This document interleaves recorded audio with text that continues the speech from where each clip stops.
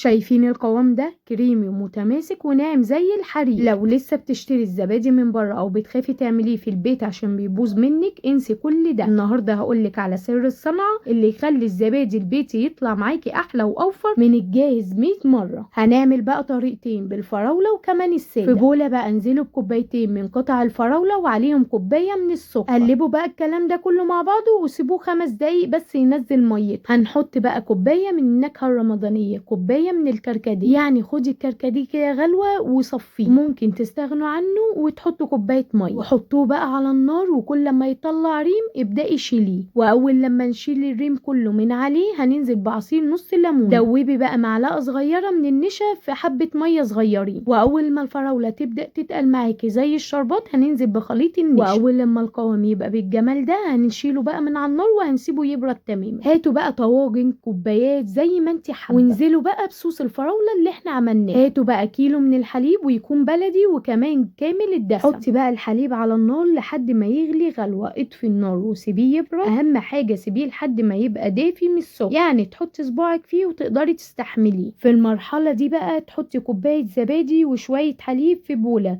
وابداي قلبيهم كويس. حطيهم بقى على الحليب وقلبيهم كده تقلبتين. هاتوا بقى صينيه وانزلي بالكاسات بتاعتك او البولات اللي انت هتحطي فيها الزبادي. انزلوا بقى بالزبادي اللي احنا عملناه فوق الكاسات الفراوله، وحطي الساده في كاسات لوحديها. شايفين الكميه دي كلها عملتها من كيلو حليب. انزلوا بقى بربع الصينيه بميه مغليه، وتكونوا طبعا مدفيين الميكرويف او الفرن بتاعكم اللي هنحط فيه الزبادي. هنسيبه بقى من 4 ل5 ساعات بالكتير قوي، والزبادي هيكون جاهز معاكي. بس اهم حاجه يكون المكان ده. بجد طلع معايا اوفر من الجاهز 100 مره، ومن غير مكنه زبادي ولا تعقيق. الطعم حكايه وكمان القوام مظبوط بالملي. شايفين قوامه عامل ازاي؟ كريمي ولذيذ. وكالعاده يا ساده ما تنسوش تصلوا على النبي واللايك الجميل.